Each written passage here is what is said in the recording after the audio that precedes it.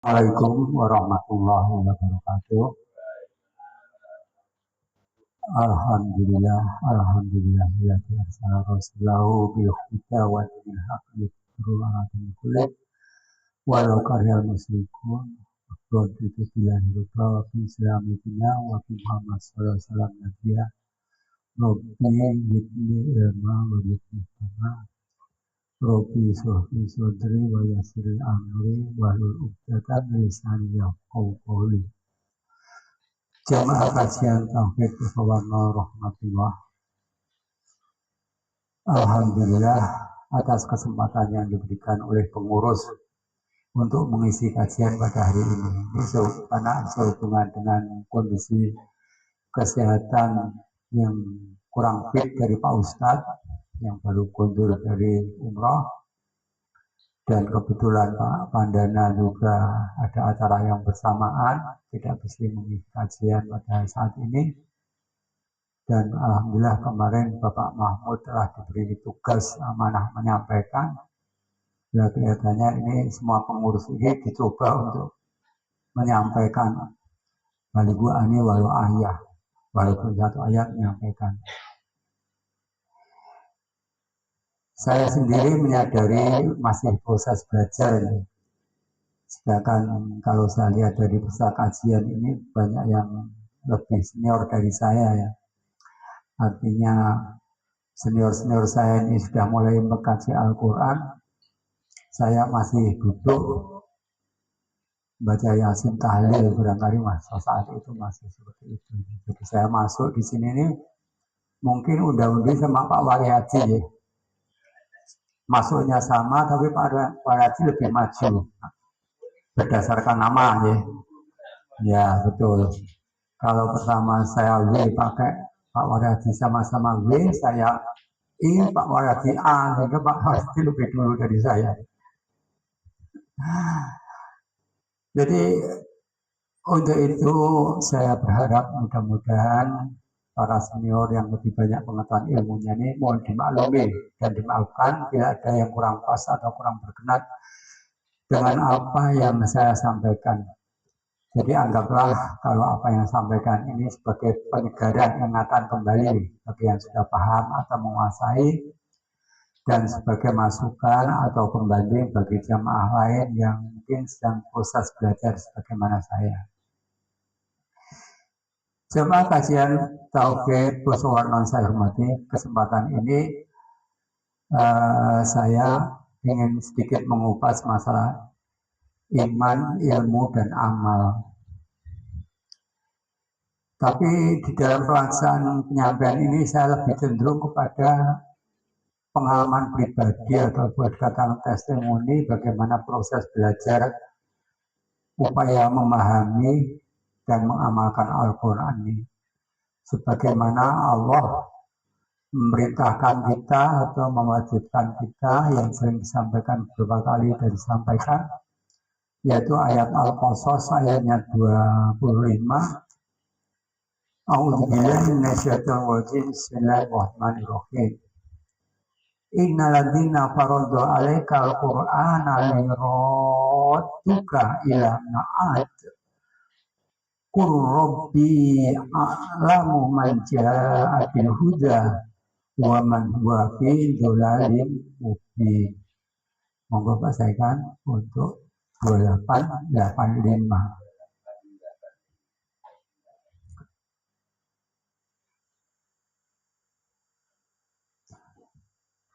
Jadi itu merupakan dasar hukum wajib kita itu belajar Al-Quran.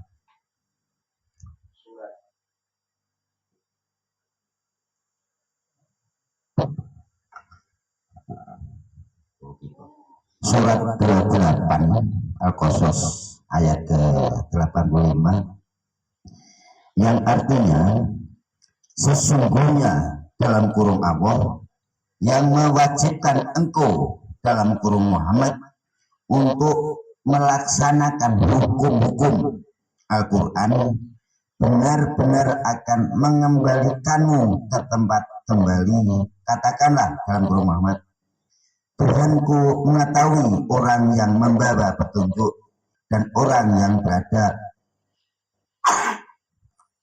dalam kesesatan yang nyata. Maaf ini beneran untuk wahyu. Alhamdulillah masih bisa lain, Pak. Jadi di surat Qasas 28 ini Allah mewajibkan kita itu melaksanakan hukum-hukum Al-Quran. Kalau yang saya pahami wajib itu harus dilaksanakan. Secara fikih wajib itu harus dilaksanakan, pada sunnah, fikih, makruh dan sebagainya. Tapi yang namanya wajib itu harus wajib. Jadi dengan dasar itu, maka alhamdulillah saya bersyukur bisa ikut kajian Ibu Sawarno ini yang menerangkan tentang kajian tauhid yang mengedepankan Al-Quran itu apa sih, dan bagaimana sih kita itu untuk memahami dan berupaya mengamalkan. Dengan mendasarkan pada hukum wajib mempelajari Al-Quran itu, maka ketika saya melaksanakan sholat, dalam sholat itu minimal saya 17 kali sehari itu, atau bahkan mungkin lebih ya kalau ada sholat sunnah-sunnah atau sholat nafilah, kita selalu minta kepada Allah di surat 1 ayat 6 ya, ihdinas siratal mustaqim. Bisa ada kalimat tunjukilah ya Allah kami kepada jalan yang lurus. Ya, jalan yang lurus ini jalan apa sih? Kalau dulu saya pahami awal kan sirat itu seperti jembatan rambut dibelah 7 dan sebagainya, cerita-cerita semacam itu. Tetapi setelah mengkaji Al-Quran ini diperoleh penguatan ihdinas siratal mustaqim itu diberi penjelasan di berikutnya, siratal ladzina an'amta alaihim ghairil maghdubi alaihim waladdallin, yaitu jalan-jalannya orang-orang yang telah engkau beri nikmat, yaitu orang jalannya para nabi dan para rasul, dan bukan jalan mereka yang dimurkai dan bukan jalan orang-orang yang sesat. Yang dimaksud sesat ini adalah orang-orang yang menyalahi hukum-hukum yang menyimpang dari aturan Al-Quran. Kemudian saya bertanya lagi, kalau jalannya orang yang diberi nikmat jalan para nabi dan rasul itu seperti apa dalam pelaksanaan pengamalannya? Nah, saya mencoba mencari tahu di ayat. Saya mencoba membaca di surat Al-A'raf 203.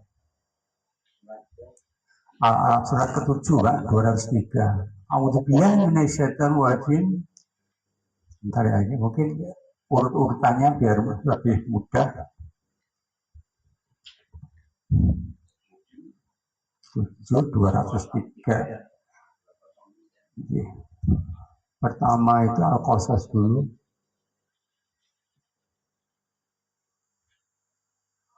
Wajib itu Qasas 28, 285. Kemudian untuk memperoleh pengertian itu saya ke 7, 203 dan 10, 15. Ini sering sekali disampaikan ini, tapi menjadi tolok dasar untuk mengetahui jalannya orang yang diberi nikmat itu seperti apa jalannya orang dan Rasul.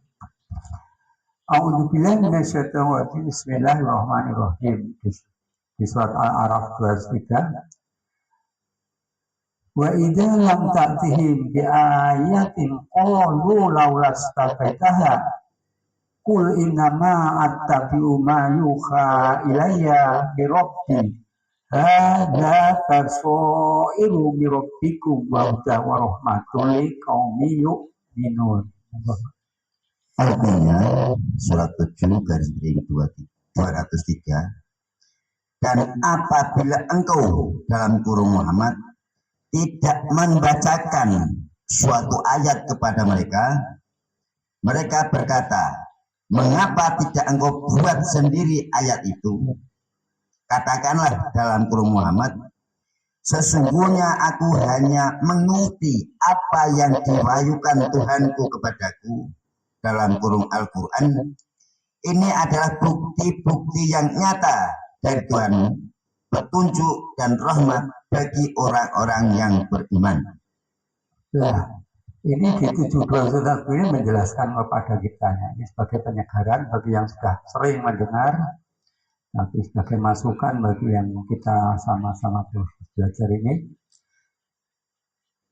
Di sini dipertanyakan wa idzatul ayatuna bayyinat, ketika disampaikan ya pada mereka itu ayat-ayat Allah ini tidak turun, mereka menyuruh Nabi Muhammad itu suruh membuat ayat sendiri. Mengapa tidak kamu buat sendiri ayat itu? Nah, Nabi Muhammad waktu itu suruh mengatakan, ya Allah, sesungguhnya aku hanya mengikuti apa yang diwahyukan dari Tuhanku kepadaku, yaitu Al-Quran. Disinilah Nabi dan Rasul itu, khususnya Nabi Muhammad ini hanya mengikuti apa yang diwahyukan dari Tuhan, yaitu Al-Quran. Artinya Nabi Muhammad tidak membuat hukum sendiri, tapi dia mengikuti apa yang diwahyukan Allah. Jadi yang dimaksud jalan yang lurus, jalannya para nabi itu jalan untuk mengikuti apa yang diwahyukan Allah. Itu menurut pengertian saya. Kemudian dipertegas lagi di Yunus 15 itu, wa idza tutla alaihi ayatuna bayyinatin lalladzina yarsuna liqa anati bi qur'ani wa hadza au batilhu qul ma yakunu li an ubadilahu min tilqa'i nafsi in atadu ila ma yuha ilayya inni aqafu in asaitu rabbi adzaba yaumin adim. Monggo Pak, 10:15. Ini sering ya.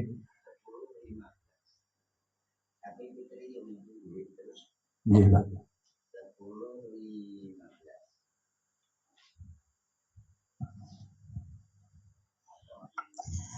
Surat Yunus urutan ke-10 ayat ke-15 yang artinya, dan apabila dibacakan kepada mereka ayat-ayat kami dengan jelas, orang-orang yang tidak mengharapkan pertemuan dengan kami berkata, datangkanlah kitab selain Al-Quran ini atau gantilah, katakanlah Muhammad dan Qur'an, tidaklah pantas bagiku menggantikannya atau kemauanku sendiri.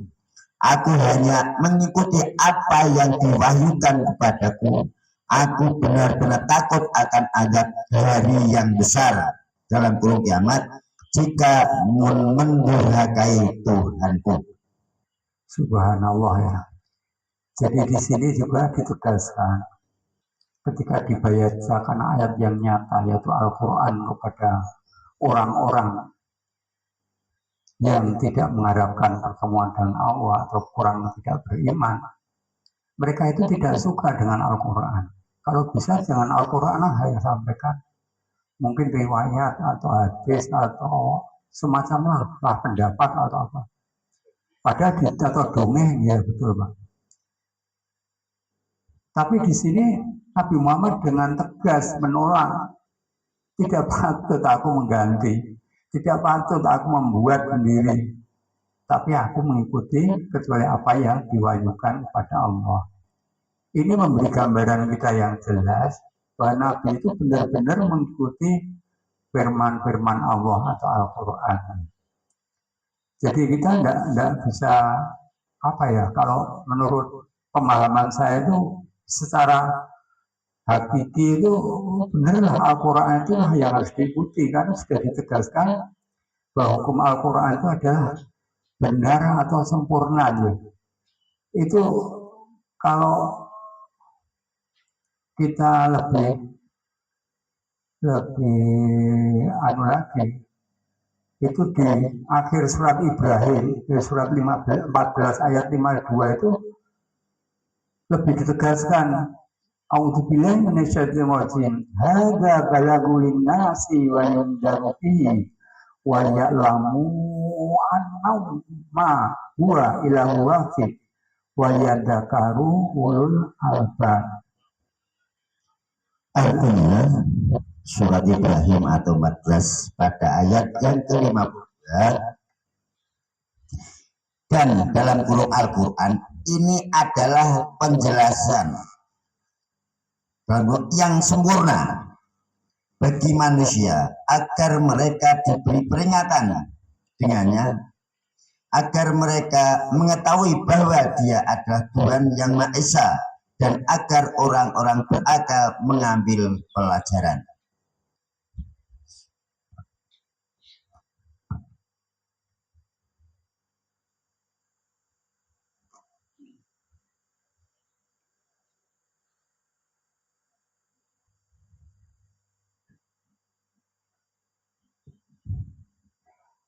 Jadi di surat 14 surat Ibrahim 2 tersebut sudah lebih tegaskan lagi. Kan tadi ini saya hanya mengikuti apa yang diwahyukan Allah itu ya, berupa Al-Quran ya.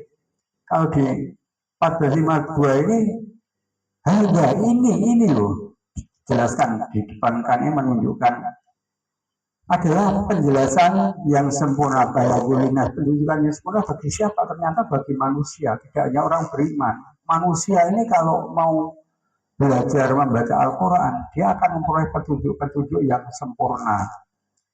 Kita pernah dengar ya cerita masalah Habibie, kenapa dia ranking 3 terus kalah sama orang Yahudi. Nah, itu ternyata di dalam cerita akhirnya itu Yahudi itu setiap jam 3 pagi dia bangun, mandi, baca Al-Quran. Itu ternyata diberikan kecerdasan, pemahaman-pemahaman.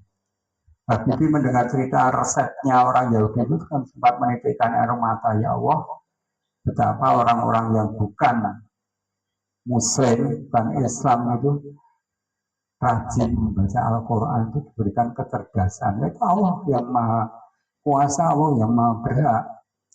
Maka ketika disampaikan ini 1452 ini penegasan, inilah petunjuk yang sempurna bagi manusia, hanya tidak hanya orang beriman, tapi bagi manusia, agar mereka diberi peringatan dengannya. Artinya kalau kita memberi peringatan itu dengannya, itu dengan Al-Quran itu. Jadi sudah tepat kalau di kajian tauhid itu setiap narasumber itu yang disampaikan Al-Quran. Memang karena Al-Quran itu adalah sebagai bentuk peringatan bagi ini walau ayat 2 saya sampaikan dengan ayat-ayat. Karena kalau ayat itu pasti benarnya, pasti sempurnanya. Yang tidak sempurna itu adalah mungkin cara membacanya atau mungkin menafsirkannya. Nah, itu masih proses pembelajaran. Tapi kalau ayatnya pasti benarnya. Dan ini dijelaskan agar mereka diberi peringatan dengannya, agar mereka mengetahui bahwa Dia adalah Tuhan yang Maha Esa, dan agar orang yang berakal mengambil pelajaran. Nah, ini ada kalimat orang yang berakal mengambil pelajaran. Nah, ini yang menegaskan ini sebagai bentuk apa ya? Pemberitahuan secara tidak langsung ya, agar kita ini, berarti kalau Al-Quran ini wajib kita baca, wajib hukumnya, yaitu jalan yang lurus seperti kita setiap 17 kali kita minta itu. Kadang-kadang saya juga nanya, kamu tuh tiap hari ihdinas siratal mustaqim itu minta tunjuk yang lurus. Setelah Allah memberitahu jalannya yang lurus itu jalannya para nabi, yaitu mengikuti wahyu Allah. Apa wahyu Allah? Yaitu Nabi Muhammad berikan wahyu berupa Al-Quran. Ternyata di sini Al-Quran itu dikatakan sebagai penjelasan yang sempurna. Kenapa kok dikatakan sempurna? Karena Al-Quran itu dibuat oleh yang maha sempurna. Ya. Allah itu maha segalanya, maha mengetahui, maha melihat, maha agung, maha kuasa, maha pengasih, dan sebagainya. Kalau yang membuat yang maha sempurna, maka bisa jadi hasilnya itu juga sempurna. Nih. Tapi kalau yang ada yang buatan sempurna, maka sebagai bentuk sunatullah pasti ada yang penjelasan yang tidak sempurna. Yang tidak sempurna itu ya yang membuat masih bukan buatan Allah, yaitu buatan manusia. Entah itu dengan level kiai, dengan level ulama, dengan level ahli atau ilmuwan dan sebagainya. Itu pasti tidak sempurna karena ilmu yang disampaikan Allah sudah mengatakan sempurna itu pasti tidak pernah mengandung kesalahan dan juga berlaku sepanjang masa, universal, oleh semua itu diakui. Dan dari zaman Nabi sampai insya Allah kiamat itu, bahwa Al-Quran itu tidak akan ditemui kesalahan-kesalahan. Karena dibuktikan ya ketika turun surat Al-Baqarah yang kedua itu la raiba fihi hudal lil muttaqin, tidak ada keraguan ya sebagai petunjuk orang-orang yang beriman. Artinya Allah itu mengikrarkan diri apa yang saya wahyukan ini tidak ada kebengkokan. Ini sudah benar.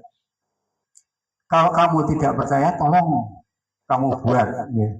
Buat ayat-ayat yang serupa, entah 10 ayat atau 1 ayat ya, di surat 23-nya itu, Al-Baqarah 23 itu, kalau tidak yakin itu suruh membuktikan sendiri. Nah, hal itulah yang kadang-kadang kita ini mestinya di dalam proses saya belajar itu, ketika menyatakan ini sempurna, ada yang tidak sempurna, maka orang yang berpikiran normal itu pasti akan mengambil yang sempurna, yang akan meninggalkan yang tidak sempurna. Sebagai contoh lah, kita di Indonesia itu mengenal beberapa mazhab ya, ada Hanafi, ada Syafi'i, ya, ada siapa lagi? Hanafi, Syafi'i lah itu. Nah, ada 4 Hambali dan sebagainya. Itu masing-masing mazhab itu mengklaim bahwa mazhabnya paling benar. Jadi benar ini secara kolektif ini parsial ya, tidak universal seperti Allah. Kalau Allah memberikan gambaran yang benar itu sempurna itu ya berlaku untuk semua, bagi semua manusia. Tapi kalau pendapat manusia ini benarnya menurut kelompoknya masing-masing.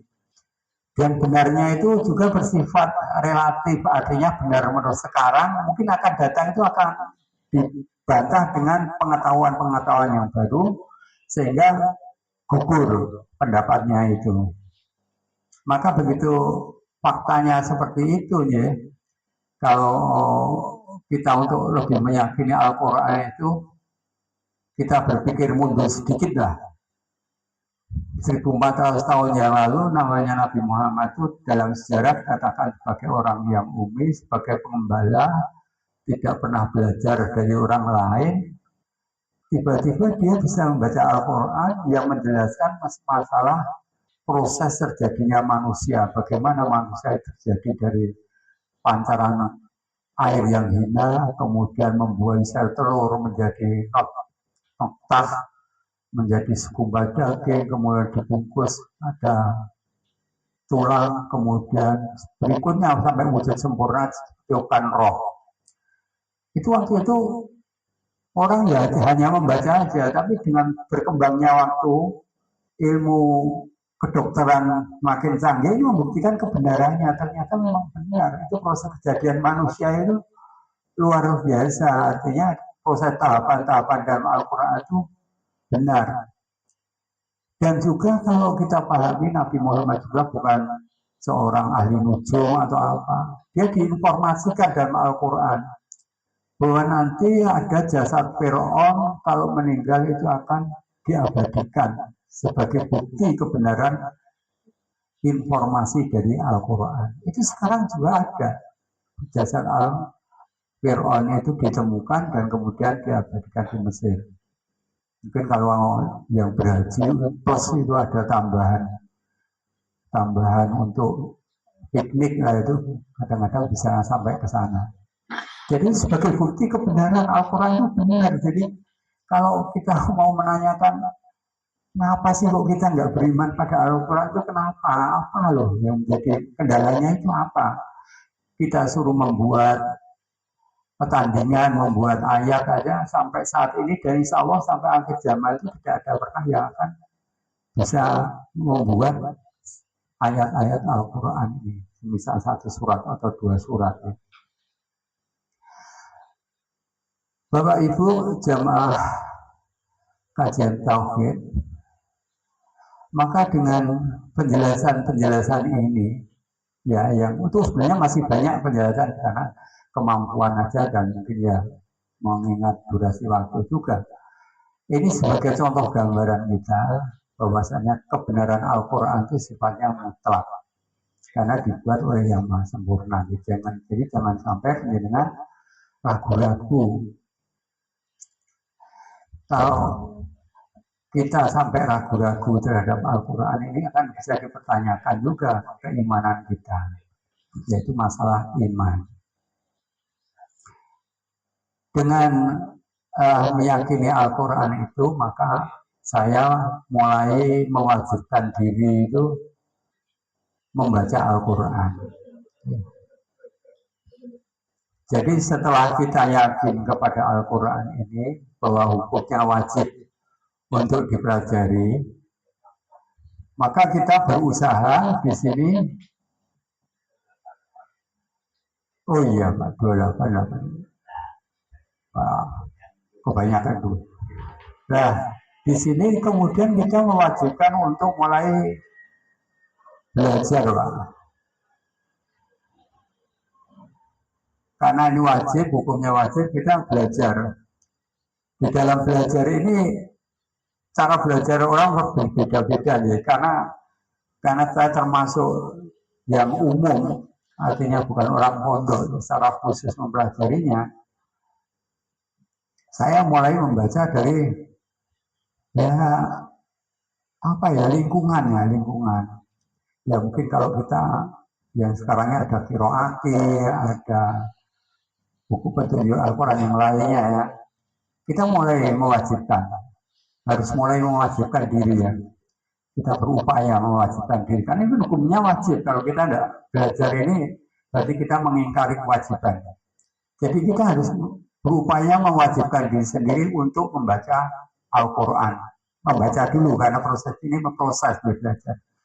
Dalam proses membaca Al-Quran ini, yang kita pelajari apa? Kita cara melafazkan huruf makrotnya bagaimana, hukum bacaannya bagaimana, ada idgham, ada iqlab, ada guna, ada ikhfa, dan seterusnya aja. Itu kita mulai membaca secara tartil, sedikit demi sedikit ya. Ya memang awalnya mulai dari beberapa ayat lah. Kita membaca, mewajibkan diri, saya harus membaca setiap hari membaca ayat. Dan juga sambil pedoman-pedoman diikuti apa sih sekarang yang Al-Quran ini ada di HP ini, ada warna-warni, ini memudahkan kita. Oh ini idgham, ini harusnya iqlab, ini harusnya ikhfa, itu ada jelas, sehingga akan mudah. Ada warna-warni itu memudahkan kita untuk cara membacanya.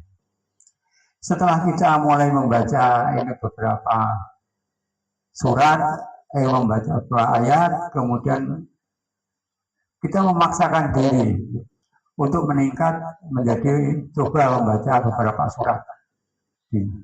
Kalau sudah beberapa surat mampu, coba kita terus 30 itu berupaya dibaca dengan sebaik-baiknya. Kemudian setelah itu kita mencoba meningkatkan, mewajibkan diri, memaksakan diri. Nanti lama-lama membaca mampu bisa setengah juz, alhamdulillah per hari. Lalu meningkat lagi mungkin bisa 1 juz per hari, alhamdulillah. Yang paling sulit itu adalah konsistensi dalam pelaksanaan ya. Nah itu cukup sulit ini terlaksana. Karena apa ya? Karena godaan-godaan itu. Karena namanya setan itu ya tidak mau kalau orang-orang itu beriman mengikuti petunjuk Allah, maunya ya yang seperti yang ayat yang 7, ihdinas siratal mustaqim siratal ladzina an'amta 'alaihim ghairil maghdubi 'alaihim waladdallin, jalannya orang-orang yang murkai Allah dan jalannya orang-orang yang sesat.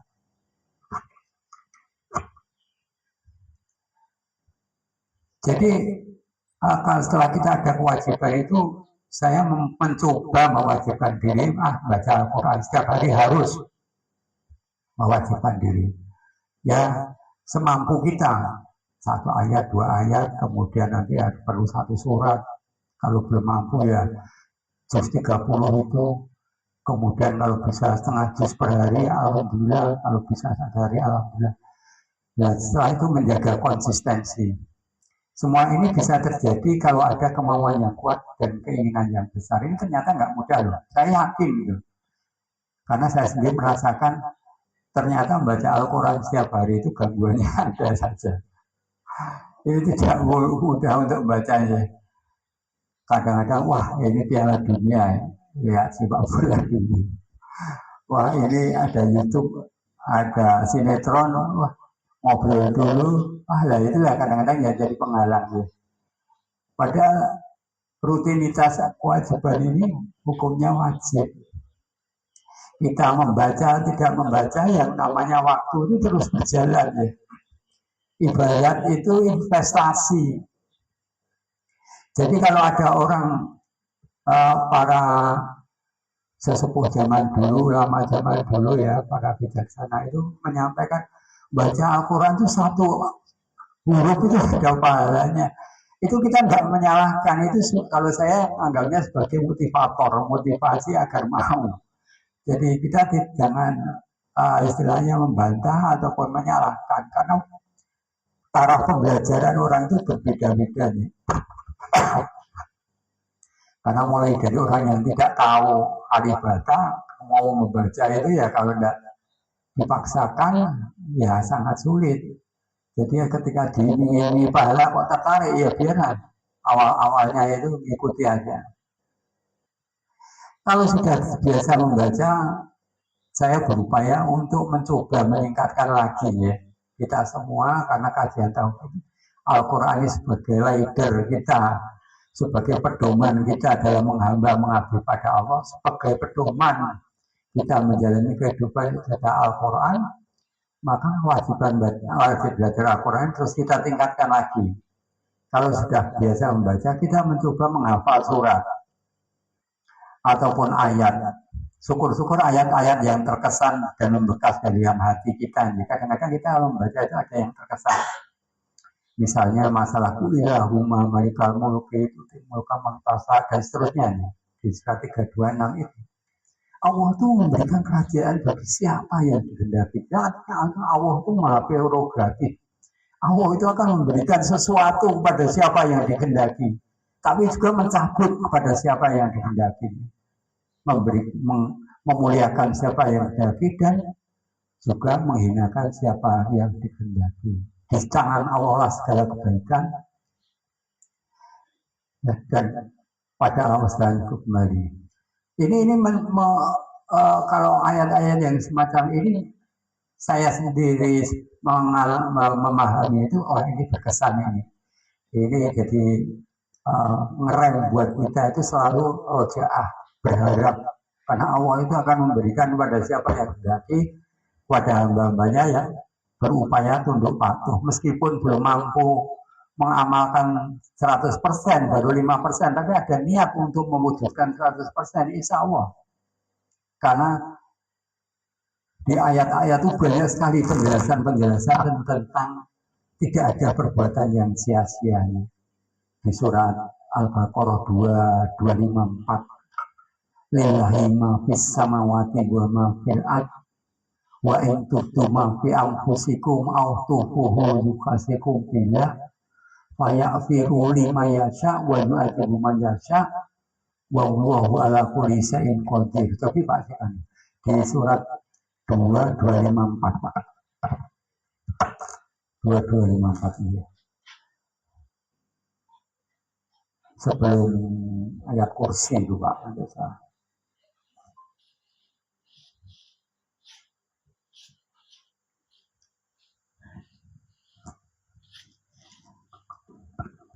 Surga ayat 24 artinya, wahai orang-orang yang beriman, infakkanlah sebagian dari rezeki yang telah kami berikan kepadamu sebelum datang hari ketika tidak ada lagi jual beli, tidak ada lagi persahabatan, dan tidak ada lagi syafaat.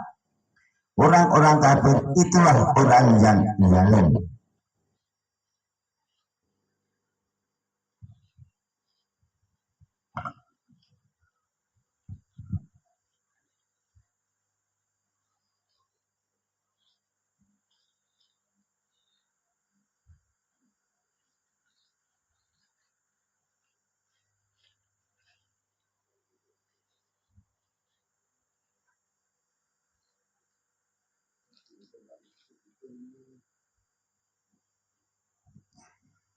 Di surat itu, ya itu menjelaskan dengan tegas seperti yang kata tadi diinformasikan, wahai orang-orang yang beriman,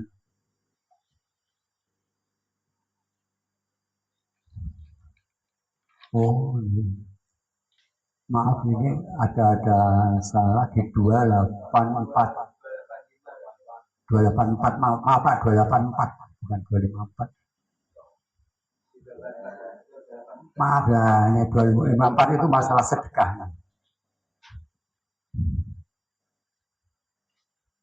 Nah, ini di surat Iqra ini, surat Iqra perintah membaca, menghafal, kemudian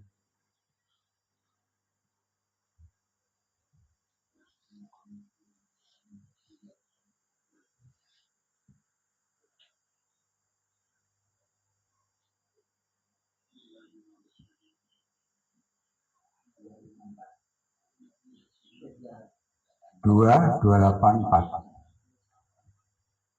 lillahi ma fis samawati wa ma fil ardi.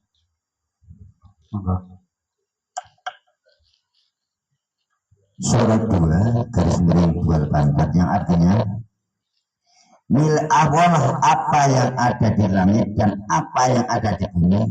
Jika kamu menyatakan apa yang ada di dalam hatimu atau kamu sembunyikan, niscaya Allah memperhitungkannya dan tentang perbuatan itu bagimu. Dia mengampuni siapa yang dia kehendaki dan mengazab siapa yang dia kehendaki. Allah Maha Kuasa atas segala sesuatu. Nah, di situ dijelaskan marilah Allah apa yang ada di langit dan bumi. Jika apa yang kamu nyatakan yang ada di dalam hati atau kamu sembunyikan, niscaya Allah akan memperhitungkan perbuatanmu. Artinya perbuatan baik yang nyata maupun tersembunyi itu Allah akan memberi balasan. Sehingga kalau ada orang yang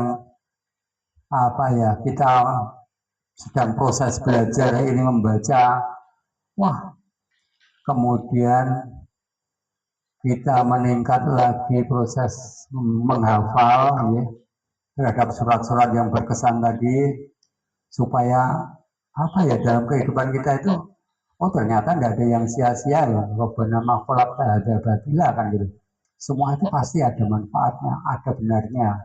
Di surat lain katakanlah bilah maka sabat oleh maka sabat itu juga menyatakan bahwa sekecil apapun diberi balasan kebaikan dengan pahala dan kejahatan dengan hukuman. Jadi apa yang kita perbuat dalam proses belajar ini tidak ada yang sia-sia ya, mulai menghafal kemudian membaca, menghafal lebih-lebih tentang doa-doa ya. Nah itu juga kita mulai berusaha mencoba 3 hal, membaca, menghafal, kemudian memahami. Jikalaupun ada orang yang kadang-kadang meremehkan ya, saya waktu ikut kajian di sini juga ada yang dikomentari, apa gunanya apa, wong Quran gue ora kudu dihafalke, tapi diamalke. Memang itu sepintas seperti celaan ya, mencela ya, seolah-olah meremehkan gitu. Tapi bagi saya itu ungkapan itu tidak perlu dibantah. Artinya ya memang betul, tapi saya yakin semua itu tidak sia-sia kok, pasti ada balasan kok. Jadi kalau ada yang mencela orang gunane itu, saya menolak dalam artian pasti ada gunanya, pasti ada manfaatnya.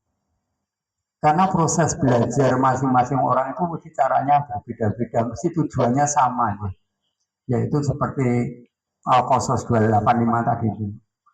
Artinya tadi itu apa? Kita itu wajib untuk belajar Al-Quran. Mungkin caranya karena saya dari umum ya bertahap semacam ini, baca dulu, baru menghafalkan, baru itu memahami, setelah paham kita mengamalkan sambil kita mungkin belajar nafsoroh untuk lebih tepatnya lagi dalam mengamalkannya. Makanya ikut kajian tauhid ini suatu keberuntungan.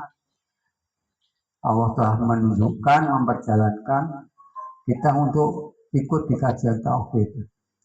Saya acungi jempol ini khususnya pada Pak Pomoi meskipun jaraknya jauh luar biasa Allah memperjalankan dengan semangat. Kalau tidak semangat itu rasa-rasanya kok awang-awangan ya. Wong kita ada yang dekat, ada orang-orang yang mangkat maju mundur. Jadi semakin maju duduknya karena memang semakin berkurang. Jadi kalau kita mau memahami proses belajar ini, kita bisa membayangkan seandainya katakanlah apalan itu rano gunane. Kalau kita membayangkan misalnya ada orang sholat dan dia tidak hafal untuk menghafalkan surat, mungkin ada suatu saat itu membaca surat Al-Kafirun itu tidak pernah selesai, muter. Ya butuh mata butuh wala antum nama butuh wala antum terus mupeng tidak akan bersenang. Bahkan kalau kita tidak hafal, kita mau memasukkan surat Atin itu bisa bercampur aduk dengan surat Wal Asri. Ya tidak amanu al-solihati walau ajrun, tapi ini buat awas pihak buat awas. Nah inilah kadang-kadang menurut pemahaman saya proses belajar ini mulai dari awalnya dari yang paling mudah bagi kita itu apa? Membaca dulu. Membaca itu merupakan jendela awal kita membuka pemikiran. Setelah kita membaca, meningkatkan, sudah terbiasa membaca, mulailah kita itu berusaha menghafalkan. Menghafalkan itu tujuannya untuk apa? Memudahkan kita memahami kok. Ya. Jadi kalau kita nggak hafal, kita padahal di surat 443 itu dikatakan loh.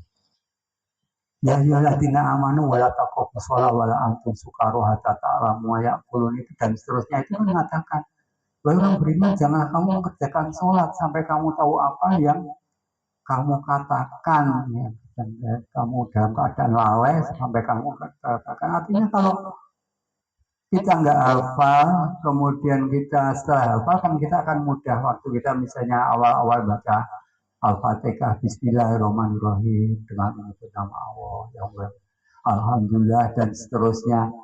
Itu kalau kita nggak hafal untuk mengurut-urutkan pengertiannya ya akan sulit. Kecuali kalau dari pondok itu dari kalimat dia sudah langsung tahu maksudnya. Tapi kalau seperti saya barangkali itu masih membutuhkan hafalan dulu.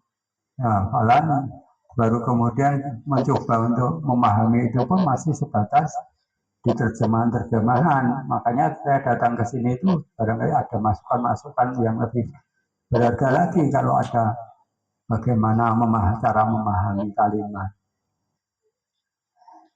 Jadi itu proses awal dari kita itu mulai dari membaca itu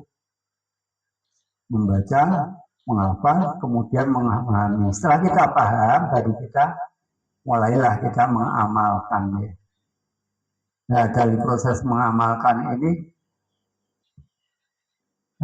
kita ini lebih meningkat memaksakan diri, Kalau ada slogan luwih apik dipeksa nang surga daripada dibiarkan masuk neraka. Dipeksa mlebu surga apa wis ben lah, pokoknya diupayakan. Kita itu belajar terus tentang Al-Quran yang merupakan kewajiban kita bagi orang mukmin. Ya. Jadi kalau kita memahami dan mulai proses ini, kita harus mempersiapkan diri ya, proses belajar ini. Dan proses belajar ini, kalau saya menganggap kalau dicela jangan baper atau mutung, ya. Artinya kalau orang gunanya ngapa wah percuma kalau sholat yang kelakuannya dan sebagainya. Ya, ada telan-telan semacam itu jangan jadi baper lu mutung orang ngaji lah. Di sana nih ustadz bilangnya gitu padahal ya enggak. Karena itu kalau kita memang membuka diri untuk belajar itu kalau ada celaan itu artinya itu sebagai masukan ya, introspeksi perbaikan. Jadi kita jangan sampai orang yang menyampaikan ayat kemudian kita mutung itu rugi di sendiri kita rugi. Jadi sebaiknya kita sebagai introspeksi, oh itu mungkin maksudnya Nah, jawabannya yang lain. Dan sebaliknya, jika kita dipuji jangan sombong atau takabur karena di atas langit masih ada langit, katanya gitu. Kalau kita tahu itu ada yang lebih tahu. Gitu. Karena apa? Karena apa yang kita miliki itu karena dimampukan oleh Allah. Jadi bukan karena kemampuan kita, karena dimampukan oleh Allah. Jadi kita harus semakin syukur dan terus memperbaiki diri. La in sakartum itu dipegang. La in sakartum la jidanakum. Kalau kita syukur ditambah kok. Jadi kita semakin belajar itu syukuri Allah, terima kasih telah dipahamkan satu ayat. Oh ini maksudnya. Oh ini karupi gitu. Jadi kita harus terus belajar dan belajar Al-Quran hingga akhir hayat. Jadi tidak ada akhir dalam belajar ini. Makanya Allah mengingatkan kita di saat Al-Qamar itu sampai 4 kali itu dikatakan walaqad yasarna Qur'ana lidzikri fahal mudzakkir, dan sungguh telah memudahkan Al-Quran untuk pelajaran, maka adakah orang yang mengambil pelajaran? Ini dipertanyakan oleh Allah. Allah menjelaskan Al-Quran itu untuk pelajaran. Ya telah dimudahkan. Dan boleh dikatakan mungkin hanya agama Islam orang-orang yang mampu menghafal Al-Quran 30 juz itu mungkin hanya orang-orang Islam. Orang-orang non-Islam itu mungkin baca Injilnya itu hafal itu mungkin nggak ada mungkin barangkali. Nah itu suatu mujizat juga. Kita itu bersyukur sebagai orang muslim diberikan mujizat berupa Al-Quran. Kenapa dianggap mujizat? Karena Al-Quran ini berlaku sepanjang zaman, berlaku universal, dan juga pasti benarnya. Karena kalau kita membantah ayat-ayat Al-Quran, kita suruh membuat juga nggak mampu. Kemudian apa yang diberitakan Al-Quran itu banyak dijumpai, dibuktikan kebenarannya. Jadi mau dari sisi manakah kita mau mendustakan ayat Al-Quran itu dari sisi mana? Ini kan tidak menemukan masuk akal. Ya. Jadi sekali lagi, Nun Sewu ini bagi bapak-bapak senior yang lebih dulu mengaji itu mungkin itu hanya gambaran yang ringan, cepil lah. Tapi bagi saya itu sangat berharga. Artinya itu baru pemahaman semacam itu sudah alhamdulillah bisa mengubah cara pandang dalam kehidupan sehari-hari. Al-Quran itu dijadikan sebagai pedoman dalam menjalani kehidupan ini. Artinya misalnya lah, kita dalam hidup ini tidak apa bermaklum ya. Jadilah kamu pemaaf dan berbuatlah kebaikan. Di surat Al-Araf juga itu memerintahkan jadilah kamu pemaaf. Itu kita menjadi pemaaf itu juga yang ternyata yang memerintahkan Allah. Jadi kalau kita tidak menjadi pemaaf, kita menyalahi dengan aturannya Allah. Maka saya berupaya merubah sikap, tidak menjadi pendendam. Kita harus legowo terhadap orang-orang yang istilahnya apa ya, mengintimidasi ya, ataupun kita ya biarkanlah, karena kalau Pak Mahfud sering mengatakan itu kan ketetapan Allah, betul, ketetapan Allah itu tidak bisa dirubah kalau sudah ditetapkan. Artinya kalau sudah merupakan ketetapan Allah itu apapun yang dikatakan, disampaikan orang lain itu, kalau saya akhirnya memandang ya biarlah, pakai mulut-mulutnya sendiri, pakai pikiran-pikirannya sendiri, mau mengatakan apapun silahkan. Allah Maha Hakim kok. Allah Maha bijaksana kok. Allah Maha tahu benar dan salahnya. Yang penting saya mengikuti petunjuk Al-Quran. Kalau saya salah di hadapan Allah, saya segera wasariu. Perintahnya akan gitu. Nah itulah yang saya lakukan. Jadi dengan belajar ini alhamdulillah. Jadi pola pikirnya itu selalu dikembalikan kepada Al-Quran dalam perilaku kehidupan kita. Dengan cara itulah maka alhamdulillah saya mulai merubah pola pandang dan pola pikir.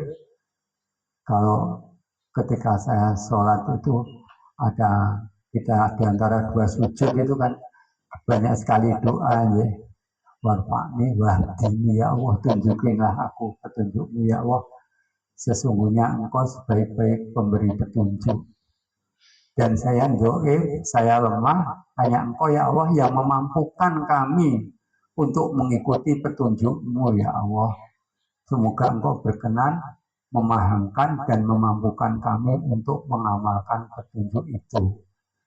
Nah, itulah yang saya ubah pola pikir saya itu seperti itu. Karena kita setiap hari minta petunjuk ihdinas siratal mustaqim, tetapi ketika kita diberi Al-Quran kok kita abaikan, di mana kita perasaan kita itu? Kalau ini minta itu benar-benar atau bohong-bohongan atau formalitas atau orang Jawa mengatakan lamis. Ihdinas siratal mustaqim itu loh, saya petunjukku, saya apa itu yang diikuti oleh para nabi dan rasul, apa yang diikuti nabi rasul, ayat-ayat Al-Quran. Tapi begitu ada Al-Quran di rumah disentuh aja tidak. Dibuka baca mungkin hanya sepintas-sepintas saja kalau kober, eling, nah itu kadang-kadang itu kelemahan kita yang kadang-kadang harus kita hilangkan. Kita harus memotivasi diri, harus mengupayakan lah. Maka ketika ada orang-orang yang slogan dewan justru saya setuju. Kenapa? Karena itu akan membiasakan diri untuk belajar. Ya. Karena itu hukumnya wajib. Ya. Nah, maka ketika Al-Quran ini dijadikan sebagai pedoman untuk kita semua, ya, maka ketika kemarin saya sholat Jumat, itu khotib, selaku khotib itu Pak Santoso itu memberikan mensugesti diri dengan kalimat mosok seumur hidup sekali saja tidak bisa kurban kambing satu gitu. Kalau itu ungkapan itu kalau saya anggapnya sebagai sugesti memotivasi diri ya. Karena apa? Karena kurban itu ternyata juga perintah yang wajib ya di 2234. Nah, yang artinya dan bagi tiap-tiap umat telah kami syariatkan penyembelihan kurban supaya mereka menyebut nama Allah terhadap binatang ternak yang telah direzekikan oleh Allah kepada mereka.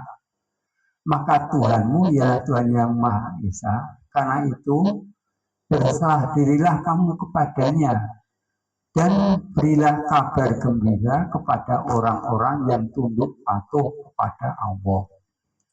Nah, ini salah satu ayat Al-Quran yang wajib kita imani, wajib kita laksanakan perintahnya. Ini hukumnya wajib. Tapi mengenai harus satu kambing atau sapi itu tidak ada ketentuan. Ini dijelaskan di 2237 berikutnya ya, artinya dan daging-daging unta di 2237 dan daging-daging unta dan darahnya itu sekali-kali tidak dapat mencapai keridhaan Allah, tetapi ketakwaan dari kamulah yang dapat mencapainya. Demikianlah Allah telah menundukkan untuk kamu supaya kamu mengagungkan Allah terhadapnya kepada kamu dan berilah kabar gembira kepada orang-orang yang berbuat baik. Nah, di sini di dalam kurban ini adalah nilai ketakwaan. Kalau nilai ketakwaan yang dikedepankan, ini dalam berkurban itu adalah tulus niat. Kita punya niat belum melaksanakan ayat Al-Quran. Kalau sampai kita tidak melaksanakan itu kita berarti ingkar, kafaro terhadap ayat.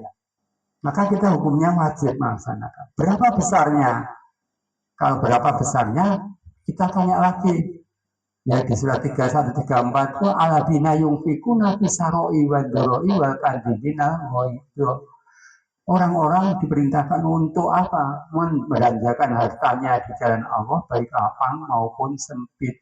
Tidak harus uangnya banyak baru membelanjakan, sedikit terus tidak membelanjakan, tidak juga. Semampunya layu kaliu nafsan ila usaha. Allah tidak membebani kok, melainkan sebatas kemampuan kita. Bahkan kalau kita mau merunut lagi tentang rezeki ini di surat Toha, ya, ayat 132 ya. Ini masalah kalau masalah kurban, kalau masalah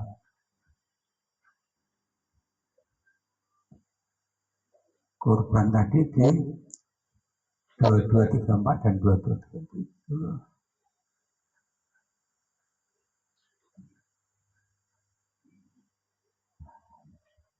Kapan kita itu ini masalah rezeki?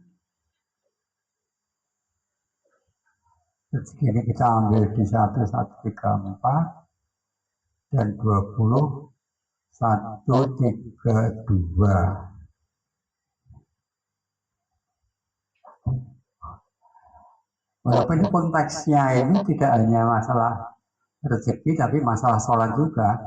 Di 2132 A'udzubillahi minasyaitonir rajim. Wa'mur 'alaka bis-sholati wastabir 'alaiha la nas'aluka rizqa nahnu narzuquka wal 'aqibatu lit-taqwa. Di sini dijelaskan dan perintahlah keluargamu melaksanakan sholat dan sabar dalam mengerjakannya. Sholat itu tidak asal-asalan tapi sabar, tumaninah ya. Jadi tidak buru-buru paham apa yang diucapkan sehingga hati dengan perbuatan itu sinkron. Dijelaskan illa nas'aluka rizqa. Kami tidak meminta rezeki kepadamu, tapi kamilah yang memberikan rezeki kepadamu. Jadi ini Allah yang memberi rezeki kepada kita. Kalau kita korban itu jangan khawatir kita menjadi miskin ya. Uang kita menjadi kurang ataupun apa ya, merasa Allah, iman dan jangan khawatir. Karena apa yang kita belanjakan di jalan Allah itu sebenarnya merupakan investasi. Ya. Jadi kita harus membalik pola pikir kita. Kalau mengeluarkan itu jangan sebagai biaya, tapi sebagai investasi. Kalau di jalan Allah itu sebagai investasi. Tidak berkurang harta kita sedikit pun. Bahkan Allah yang memberi rezeki. Di surat tadi dikatakan kulilah malikal mulk Allah.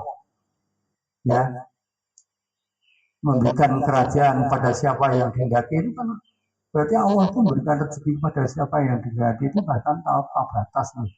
Jadi jangan khawatir kalau kita membelanjakan harta di jalan Allah kok menjadi miskin, tidak, itu investasi dengan yang tidak akan hilang, yang akan kita tuai di akhirat kelak kalau kita beriman pada ayat-ayat Allah. Itu standarnya itu kalau kita beriman dan yakin. Kalau kita sampai tidak yakin itu dari mana, sisi mana kita mau tidak yakin ya.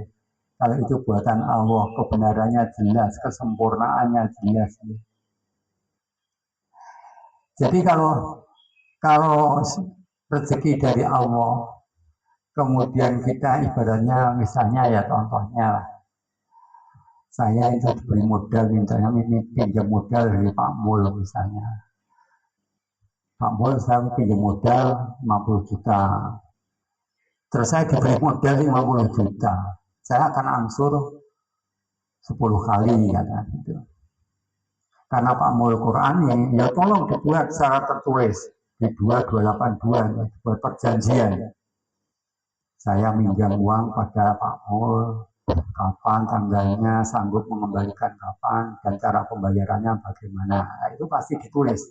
Baik kecil maupun besar itu ditulis nih, karena secara Quran itu kita memerintahkan perjanjian utang piutang itu harus dibuat secara tertulis. Ketika saya tiap bulan mengangsur Pak Mul dengan rajin, bahkan ada sedikit bonus kalau pas hasilnya baik, saya tambahi. Insya Allah sebagai yang memberi pinjaman itu mantap, mongkok artinya. Wah Pak Wid kayak temen ya, besok nak milihnya pasti insya Allah diberikan lagi. Oh saya ketemu Pak, anak itu 100 Pak. Nah, barangkali gitu. Karena apa? Karena itu tadi kepercayaan amanah ditunaikan. Tapi sebaliknya kalau saya pinjam 100, pertama bayarnya segep 1, 2, 3, 4, bayarnya tarsok, ntar besok, wah sesuai mangkal juga yang namanya manusia ya. Walaupun secara manusiawi pasti ada punya rasa wah kebangetan, bisa tolong kok ya bangetan man, gue tahu ini ya. ora gelem langsung omong gue kok ya ora meneng digedek. Nah, orang omongan kan lo ngerti, oh maaf Pak, saya belum bisa melunasi karena anak saya sakit atau karena apa. Kalau ada alasan barangkali bisa ditolerir. Tapi begitu tidak ada alasan saya tidak membayar, pasti suatu saat kalau saya pinjam baru moro barangkali, oh Pak mau pinjam, maaf Pak, yang kan dulu belum ada untuk rezeki untuk itu bukan dia tidak akan mengatakan tak ada duit karena bohong karena ada duit. Ini masih untuk keperluan yang lainnya. Bapak mungkin belum bisa saya pinjami. Barangkali informasi itu sudah ditolak. Nah sekarang apalagi pada Allah ya. Penjenengan itu ibaratnya diberi amanah harta oleh Allah. Kasih kalah misalnya 1 juta, 2 juta atau 500.000 lah. Itu merupakan amanah. Harta atau rezeki yang diberikan itu ada sebagian yang harus dibelanjakan di jalan Allah. Dilaksanakan enggak? Gitu. Manakala harta yang dimiliki itu dipangan dulu, artinya tidak dibelanjakan di jalan Allah, la insakat hajijanakum kufur nikmat. Ya besok lagi Allah, wah kita kayak rezeki sak yuto kayaknya orang syukur nih. Wah percuma kita coba kasih 500 saja. Semakin sedikit karena kepercayaan kita semakin luntur. Allah itu semakin wah ini rasa dipercaya kalau diberi amanah kok ingkar. Dikasih harta kon membelanjakan di jalan Allah kok ora gelem. Dikon kurban kambing satu kambing seumur hidup satu kok sampai umur ini reiso banget tenang. Itu memotivasi juga. Jadi dengan membelanjakan hartanya di jalan Allah, Allah yang menjamin rezeki itu. Nah, ini akan apa ya memotivasi kita nih. Kalau sampai perintah apa ini kurban ini ya, ini kalau Sewu ini di surat Al-Maidah 47 ya. Al-Maidah 47 surat 5 47.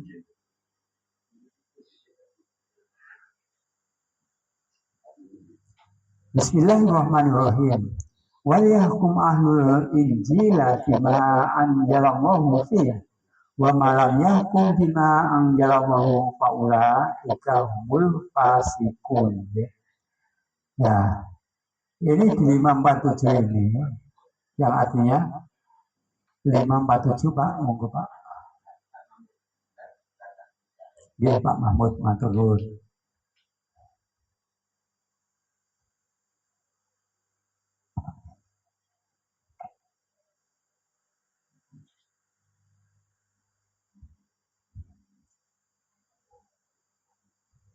Lima 47 dan hendaklah pengikut Injil memutuskan perkara menurut apa yang diturunkan Allah di dalamnya. Barang siapa tidak memutuskan perkara menurut apa yang diturunkan Allah, maka mereka itulah orang-orang fasik. Ya di sini memang kalimatnya Injil ya. Injil itu termasuk kitabullah ya, termasuk firman Allah. Kalau orang muslim ya terhadap Al-Quran itu juga diperintahkan kalau kita memutuskan perkara menurut apa yang tidak diturunkan Allah, barang siapa tidak memutuskan perkara menurut apa yang diturunkan Allah, kalau yang diturunkan Allah pada orang Islam ini adalah Al-Quran, maka mereka itu disebut orang fasik, yaitu orang-orang yang sering melanggar ketentuan-ketentuan. Nah, pengertian orang-orang yang memutuskan perkara tidak menurut hukum Allah ini kalau di tafsirnya itu ada dikategorikan ada 3 macam. Tidak menurut memutuskan perkara menurut Al-Quran lah gambarannya gitu. Pertama karena benci dan ingkarnya kepada hukum Allah yang semacam ini. Ini dijelaskan di Al-Maidah 44-nya itu. Ya, di Al-Maidahnya 44-nya itu. Monggo Pak mau terus kirim Al-Maidah 44.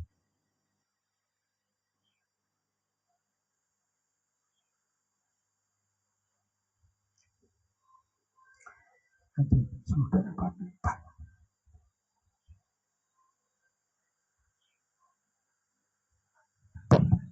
Al-Maidah 44. Sungguh kami menurunkan kitab Taurat, di dalamnya ada petunjuk dan cahaya. Yang dengan kitab itu para nabi yang berserah diri kepada Allah memberi putusan atas perkara orang Yahudi. Demikian juga para ulama dan pendeta-pendeta mereka. Sebab mereka diperintahkan memelihara kitab-kitab Allah dan mereka menjadi saksi terhadapnya. Karena itu, janganlah kamu takut kepada manusia, tapi takutlah kepada Allah. Dan janganlah kamu jual ayat-ayatku dengan harga murah. Barang siapa tidak memutuskan perkara dengan apa yang diturunkan Allah, maka mereka itulah orang-orang kafir. Nah itu jadi barang siapa yang tidak memutuskan menurut apa yang diturunkan Allah, nah kalau orang Muslim itu Quran, kita memutuskan bukan yang sesuai dengan diturunkan Allah, maka mereka itu adalah orang-orang kafir. Kafir ini kafaro mengingkari ayatnya. Jadi seperti yang tadi itu, kalau kita diwajibkan kurban kok kita tidak mau, itu juga kita termasuk orang-orang yang mengkafiri ayat ini. Dua, tidak mau karena menurut hawa nafsu dan merugikan orang lain. Ini dinamakan zalim. Di surat Al-Maidah ayat 45. Nah di situ dikatakan kalau kita tidak menurut, kenapa hanya menuruti nafsu, itu kita bisa menghukum-hukum yang dibuat selain Allah, memberi hawa nafsu. Wah ini menguntungkan. Wah saya puasa sunnah Zulfitri katakanlah 6 hari dihapus dosanya 1 tahun lalu tahun sekarang. Itu kita mengikuti hukum lain, tidak mengikuti hukum Allah, itu berdasarkan nafsunya aja karena mengharapkan sesuatu yang tidak dijanjikan oleh Allah. Nah, itu juga termasuk menyalahi aturan juga. Ini disebut orang zalim karena tidak menempatkan sesuatu sesuai dengan aturannya. Jadi kalau di sini intinya kalau Bapak Ibu jemaah ini kita ini berdasarkan surat dan ayat ini yang saya pahami, mungkin banyak kekurangan-kekurangan, saya butuh masukan. Kurban yang kita laksanakan, yang saya pahami itu, karena itu suatu kewajiban dan juga di situ dikatakan berapa besarnya tidak, makanya alhamdulillah kalau di kajian kita itu istilahnya bisa menerima berapapun besarnya karena tujuan kurban itu adalah meningkat ketakwaan. Jadi tidak harus 500.000, tidak harus 1 juta, 2 juta. Syukur lebih banyak lebih baik karena itu investasi kita. Ibaratnya kita mau piknik ataupun kita pulang ke akhirat itu supaya tidak terjadi penyesalan. Karena ada penyesalan-penyesalan karena sudah terlanjur.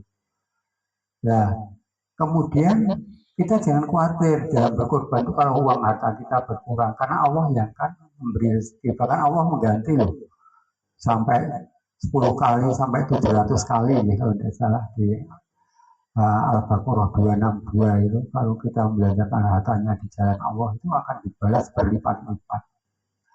Nah ini kebetulan kemarin itu si bendahara kita telah menginformasikan juga masalah pertanggungjawaban kurban kemarin ya. Ini saya informasikan karena belum sempat ditempel karena sedang membangun. Jadi saya menginformasikan dari 72 jamaah itu 33 yang memberikan donasi untuk kurban sejumlah 46 juta. Nah, jadi 50%-nya kurang dari 50% ini donasi. 46 juta. Kemudian untuk pembelian sapi 57.750, konsumsi dan biaya penyembelihan 1.010.000, total pengeluaran itu sekitar 58.760 juta. Jadi dengan penerimaan 46, kita pengeluaran 58.760 itu kita defisit 12 juta 760. Dan alhamdulillah defisit itu ditutup dengan saldo kurban tahun sebelumnya itu ada 7.067.000, dan kemudian ditutup dengan kas yayasan 5.693. Nah, berdasarkan ini sebagai masukan buat kita juga. Alangkah baiknya kalau kita nanti dalam berkorban ini, kita itu niat dulu, kita mau kurban tahun depan, insya Allah kita mau kurban. Kemudian niat itu tidak hanya sebatas mulut, tapi mewujudkan kewajiban kita mengamal Al-Quran. Itu apa? Dengan membuat tabungan kurban, yang insya Allah nanti akan difasilitasi oleh bendahara ataupun Pak Sukirno nanti.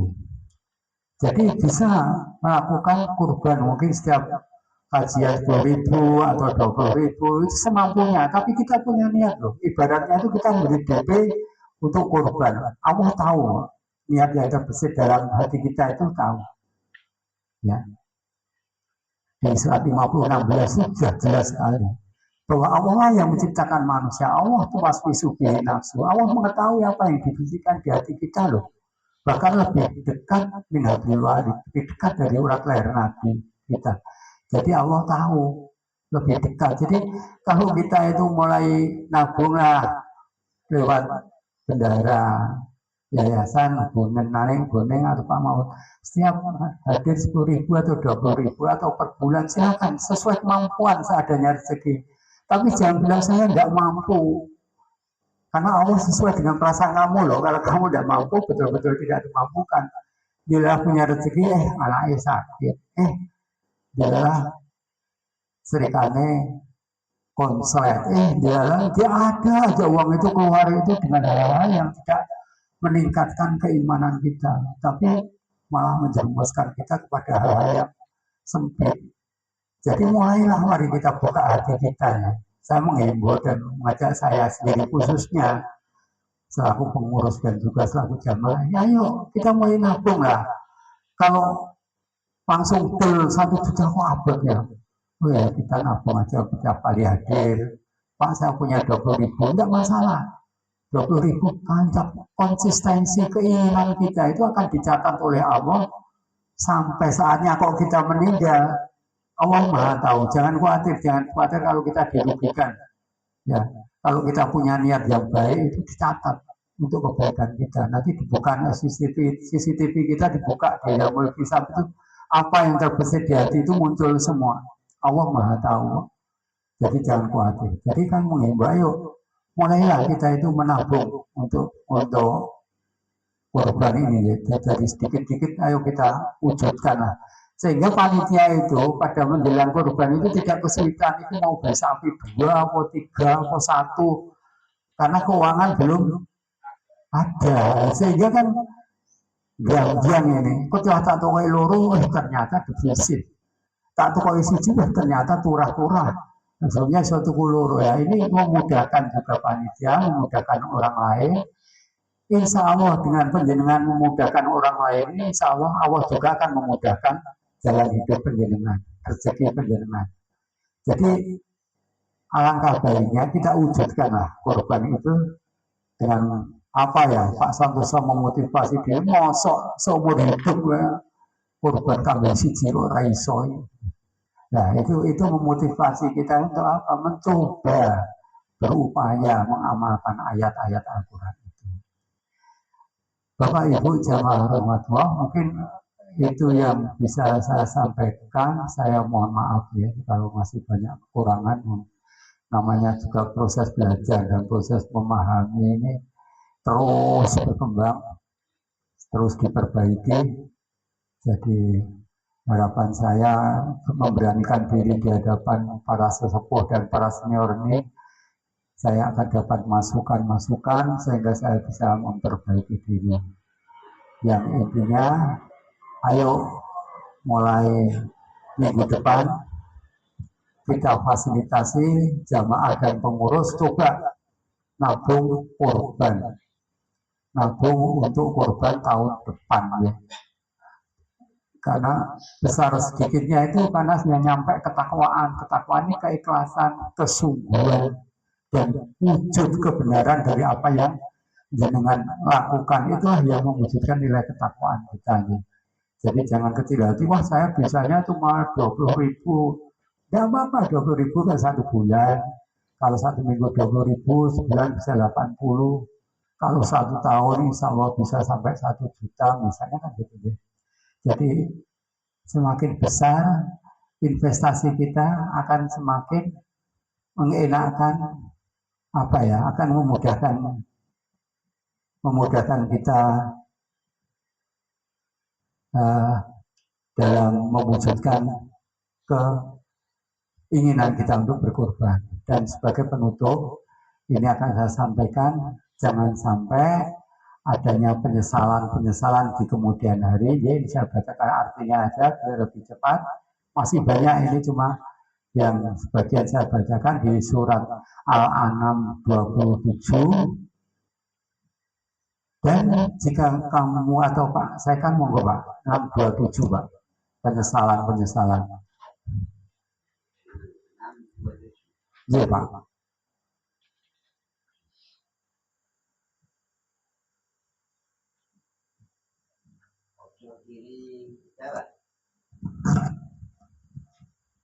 Surat Al-An'am urutan ke-6 itu juga yang artinya, dan seandainya engkau Muhammad melihat ketika mereka dihadapkan ke neraka, mereka berkata, seandainya kami dikembalikan dalam kurung ke dunia, tentu kami tidak akan mendustakan ayat-ayat Tuhan kami, serta menjadi orang-orang yang beriman. Terus 23, 107 Pak, sampai 108.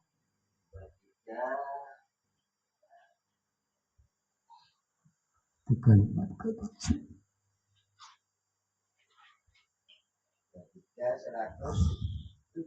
107 sama 108. Ketiga 107.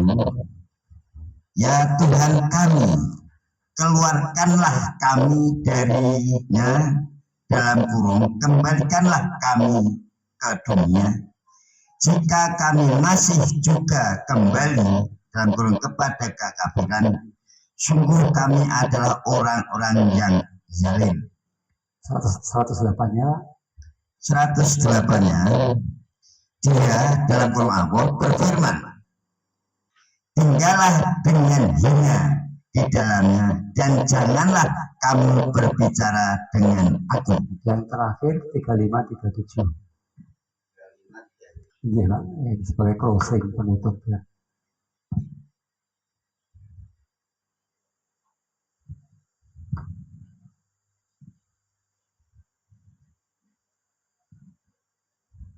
Surat 35, 37 yang artinya, dan mereka berteriak di dalam neraka itu, ya Tuhan kami, keluarkanlah kami dalam kurung dari neraka, niscaya kami akan mengerjakan kebajikan yang berlainan dengan yang telah kami kerjakan dahulu.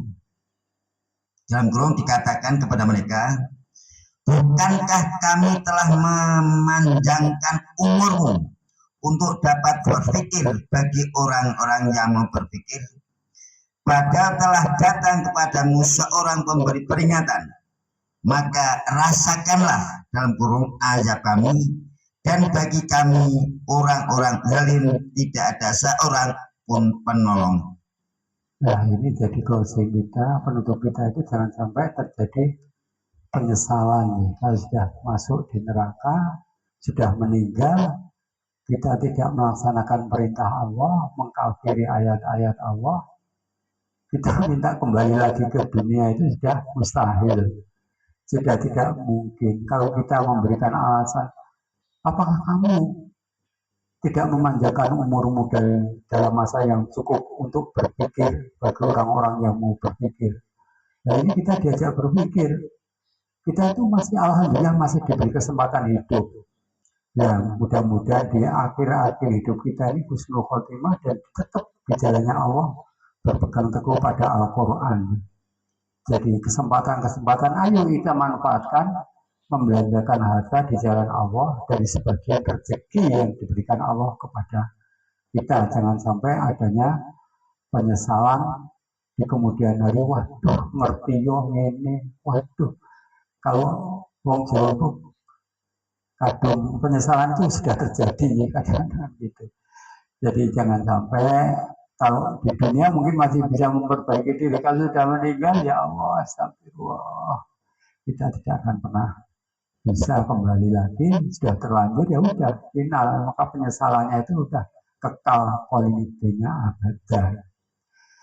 Baik para jamaah kajian tauhid Osmoro yang kami hormati, kami banggakan, alhamdulillah apa yang saya sampaikan kalau ada benarnya dari Allah, kalau kurang itu memang karena kebodohan dan kekurangan pengetahuan kami, itu kami mohon maaf yang sebesar-besarnya, dan saya siap untuk menerima masukan dari penjenengan. Mudah-mudahan saya kedepannya ini bisa memperbaiki diri dalam upaya belajar membaca, menghafal, memahami dan mengamalkan Al-Quran dalam kehidupan keseharian kita, menjadikan Al-Quran sebagai pedoman dalam mengamalkan diri, menjadikan Al-Quran sebagai pedoman kita dalam menjalani dan menghadapi kehidupan ini. Terima kasih atas perhatiannya. Assalamualaikum warahmatullahi wabarakatuh.